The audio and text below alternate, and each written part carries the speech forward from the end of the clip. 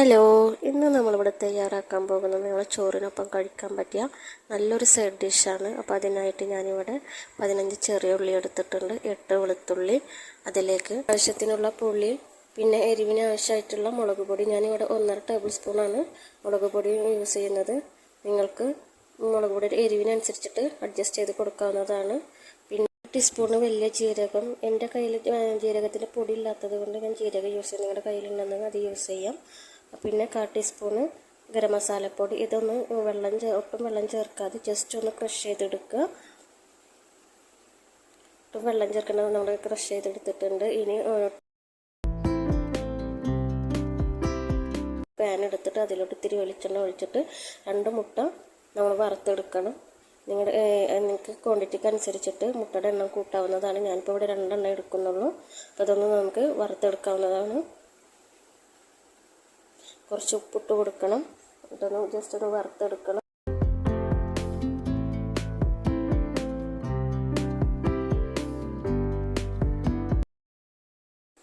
വലിയ പീസായിട്ട് വരുന്ന വിധത്തിൽ നമ്മൾ വറുത്തെടുക്കണം.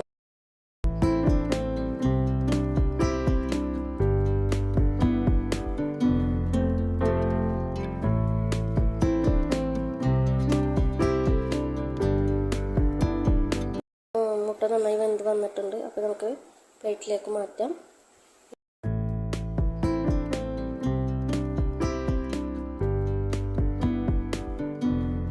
ഇനി നമ്മൾ ഒരു പാൻ എടുത്തിട്ട് അതിലോട്ട് ഒരു 2 ടേബിൾ സ്പൂണ് എണ്ണ ഒഴിച്ച് കൊടുക്കുക. ആവശ്യത്തിനുള്ള കടുക്, ഞാനിപ്പോൾ ഒരു ടേബിൾ സ്പൂണ് കടുക് ഇട്ട് കൊടുക്കുന്നുണ്ട്. പിന്നെ ചെറിയ ജീരകം, 1 ടീസ്പൂൺ ചെറിയ ജീരകം, 3 വറ്റൽമുളക്, ആവശ്യത്തിനുള്ള കറിവേപ്പില ഇട്ട് കൊടുക്കുക.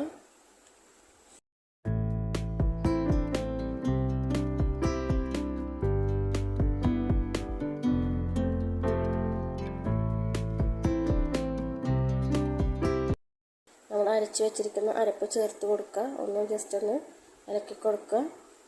നമ്മുടെ അരപ്പിൻ്റെ പച്ചമണം മാറുന്നത് വരെ ഒന്ന് ഇളക്കി കൊടുക്കുക. പച്ചമണം മാറിക്കഴിഞ്ഞ് കഴിഞ്ഞാൽ നമ്മൾ അടിച്ച് വെച്ചിരിക്കുന്ന ജാറിലോട്ട് ഇത്തിരി വെള്ളം ഒഴിച്ചിട്ട് വെള്ളം ചേർത്ത് ഇളക്കി കൊടുക്കുക.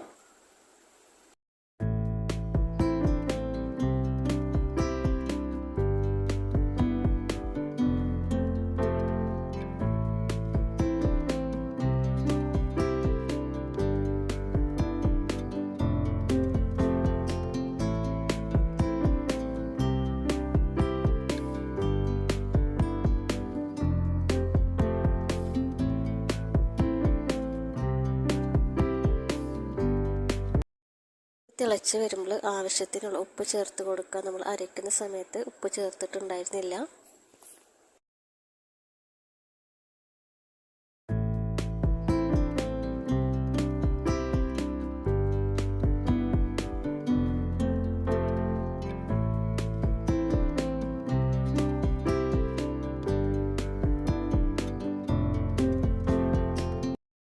നമ്മുടെ കറി ഏകദേശം തിളച്ച് വന്നിട്ടുണ്ട്. ഒരുപാട് ലൂസും അല്ല ഒരുപാട് തിക്കല്ലാത്ത കൺസിസ്റ്റൻസിയിൽ എത്തുമ്പോൾ നമ്മൾ വറുത്ത് വെച്ചിരിക്കുന്ന മുട്ട ചേർത്ത് ഇളക്കി കൊടുക്കുക.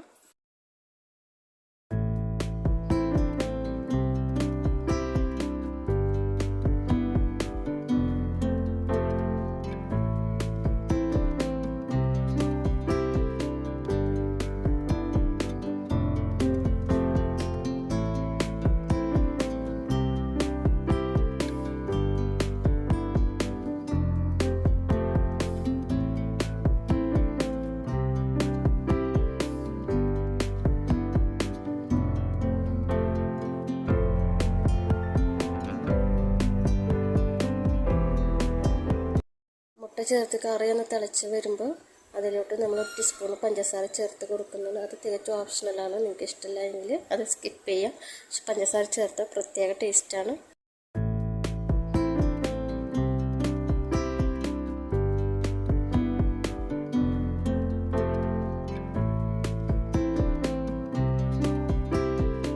നമ്മുടെ കറി ഒരുപാട് തിക്കോ അല്ലാത്ത ഒരുപാട് ലൂസോ അല്ലാത്ത കൺസിസ്റ്റൻസി ആകുമ്പോൾ നമുക്ക് നമ്മുടെ ഫ്ലെയിം ഓഫ് ചെയ്യാം. അപ്പോൾ ഇത്രയേ ഉള്ളൂ. നല്ല ടേസ്റ്റി ആയിട്ടുള്ള ചോറിനൊപ്പം കഴിക്കാൻ പറ്റിയ അടിപൊളി കറിയാണ്. അപ്പോൾ നിങ്ങളൊന്ന് ട്രൈ ചെയ്ത് നോക്കാം. നമ്മുടെ ചാനൽ ആദ്യമായിട്ട് കാണുന്നവരുണ്ടെന്നുണ്ടെങ്കിൽ ഒന്ന് സപ്പോർട്ട് ചെയ്യാം. അപ്പോൾ അടുത്ത വീഡിയോയിൽ കാണുന്നത് വരേക്കും ബൈ.